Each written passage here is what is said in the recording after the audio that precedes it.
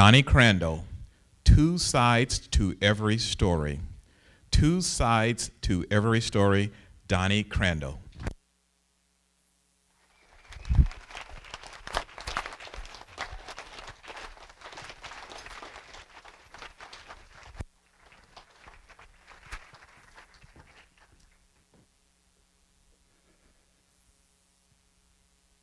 Have you ever received a phone call that changed the direction of your life?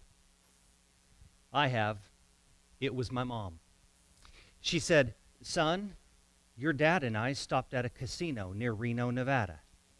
And son, you're going to college." And I said, "Mom, have you and Dad been drinking?" Although I knew that my parents did not drink.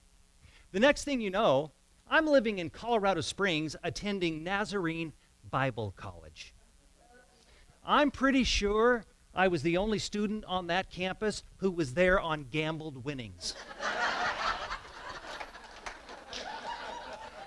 I will never forget the day that my professor said, "Class, let's just go around the room and share how you got here." When they came to me, I said, "My parents stopped at a casino near Reno, Nevada. They won $17,000 playing Keno, and that's what's covering my tuition here right now." It got real quiet in the Bible college classroom.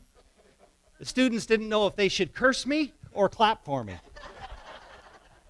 You could have heard a pin drop. Finally, I broke the silence by saying, "The Lord works in mysterious ways." My professor added, "Class, we can sure learn a lot about a person by listening to their story, can't we?" My professor was right. Listening to others can be just as valuable as speaking to others. But who wants to take the time and energy to listen to someone else when we have so many valuable things to say ourselves?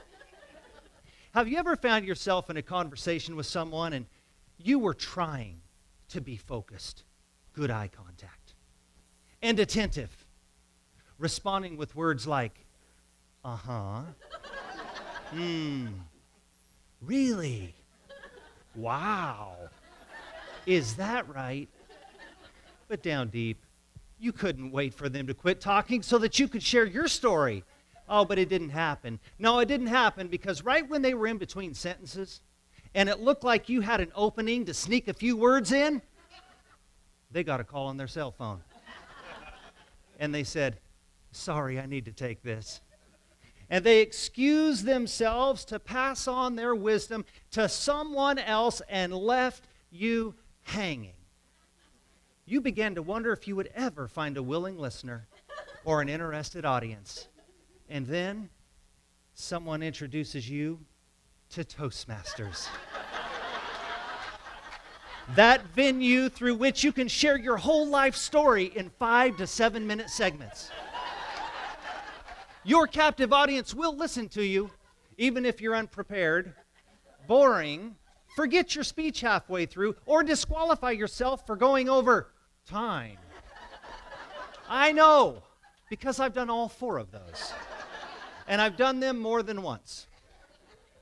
And it won't be long, and you'll win some ribbons, certificates, and maybe even advance to the district competition. But one day, someone is going to rain on your parade when they say, "You know, the best speakers are oftentimes the best listeners." Now, a comment like that could cause a reaction like this. "Are you kidding me right now? I only got into Toastmasters because I like to talk, express myself, develop my speaking skills. Besides that, who says that good listening has anything to do with good speaking?"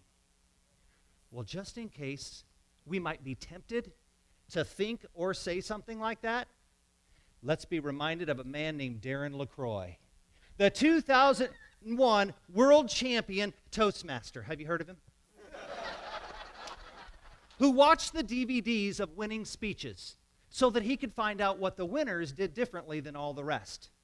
When I heard that Mr. LaCroix listened and learned from other winners, and that's what helped him become a world champion, I got inspired.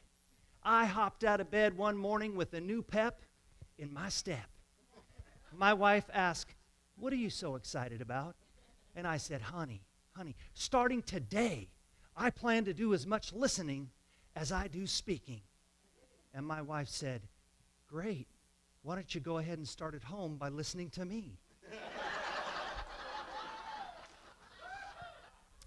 If you could have read the words in the bubble above my head in that moment, they would have said something like, "Practicing way too many Toastmaster speeches on wife at home." Is there anybody else here who is guilty of wearing out their spouse with Toastmaster speeches? Thank you, Russ Steele. I see your hand right there. Let's switch it around. Are there any spouses here who have been worn out by Toastmaster speeches? Thank you, Mrs. Pertee, for your honesty. Fellow Toastmasters and friends, great speaking and great listening are really two sides of the same coin. They go together. They go together like salt and pepper, fish and chips, peanut butter and jelly, Bible college and casinos.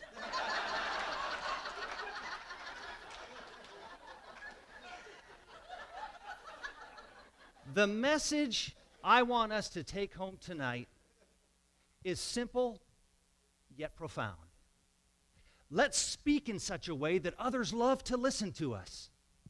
Let's listen in such a way that others love to speak to us.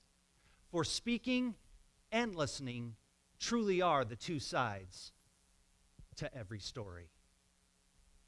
Mr. Toastmaster.